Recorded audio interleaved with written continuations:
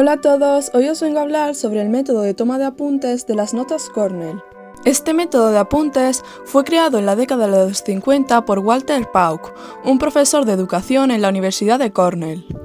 Hay muchos estudios que indican que esta es una buena manera de toma de apuntes, ya que nos ayuda a sintetizar los datos más importantes y resumirlos, además de que tenemos que repasar estos apuntes mínimo 2 veces para hacer la parte 2 de palabras clave y la última parte del resumen final.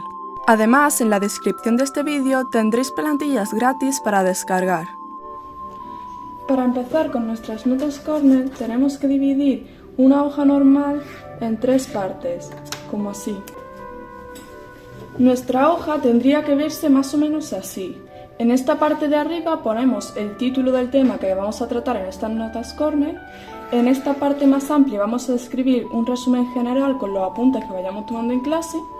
Esta zona más finita vamos a poner las palabras clave extraídas de este gran resumen, que sería recomendable hacerlo, por ejemplo, si el resumen lo he hecho por la mañana, anotar estas palabras clave por la tarde.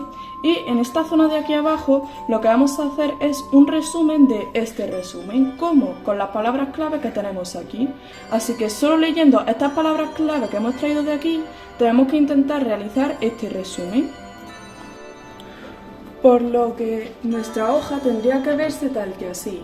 En la parte de arriba ponemos el título del tema que estamos tratando, aquí el resumen general, en este lado las palabras clave y aquí el resumen final, que probablemente sea del que estudiemos para quedarnos solo con las cuestiones clave y no con todo el resumen que hemos hecho antes. Por lo que nuestras notas Cornell tienen que tener más o menos esta estructura.